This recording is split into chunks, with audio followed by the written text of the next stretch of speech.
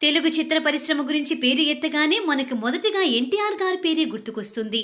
ఎన్టీఆర్ గారు పౌరాణిక, జానపద, ఫ్యాంటసీ, సాంఘిక సూపర్ హీరో ఇలా చెప్పుకుంటూ పోతే చాలా జానర్లలో సినిమాలు చేశారు. ఏ పౌరాణిక పాత్ర వేసినా అందులో పరకాయ ప్రవేశం చేయడం ఎన్టీఆర్ గారి ప్రత్యేకత. పాతాళ భైరవి సినిమాలో మామూలు తోటరాముడిగా కూడా కనిపించి అదరగొట్టారు. గుండమ్మ కథ, మాయాబజార్ వంటి క్లాసికల్ సినిమాల్లో కూడా ఆయన పర్ఫార్మెన్స్ నెక్స్ట్ లెవెల్లో ఉంటుంది. మొదటి తరం హీరోల్లో ఎన్టీఆర్ గారికి వచ్చిన పాపులారిటీ ఎవరికి రాలేదనే చెప్పుకోవచ్చు. ఎన్టీఆర్ గారి యమకూల, అడవి రాముడు, వేటగాడు, జస్టిస్ చౌదరి, మేజర్ చంద్రకాంత్ ఇతర సినిమాలతో బాక్స్ ఆఫీస్ షేక్ చేశారు.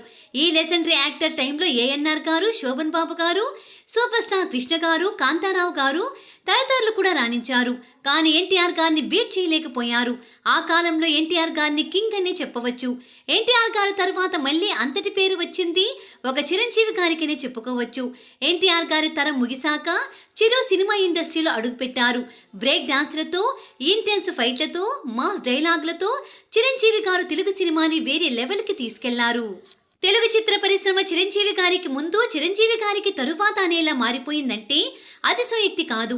ఖైదీ, కొండవీటి దొంగ, గ్యాంగ్ లీడర్, గరాన మొగుడు, ముఠా మేస్త్రి, ఇంద్ర, ఠాగూర్ వంటి సినిమాలతో చిరు మెగాస్టార్ గా మారిపోయారు.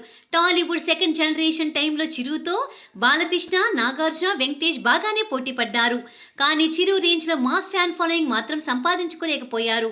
మెగాస్టార్ లాగా ఎక్కువగా బిగ్గెస్ట్ హిట్స్ కొట్టలేకపోయారు. మెగాస్టార్ తరం కూడా ముగిసిపోయింది. ప్రస్తుతం రామ్ చరణ్, ఎన్టీఆర్, మహేష్ బాబు, అల్లు అర్జున్, ప్రభాస్ తరం నడుస్తోంది.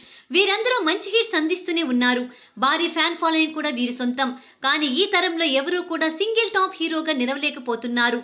టాలీవుడ్ ఇండస్ట్రీ పేరు ఎత్తగానే ఇప్పుడు ఒకరి పేరు గుర్తుకు వచ్చేలాగా ఉండటం లేదు.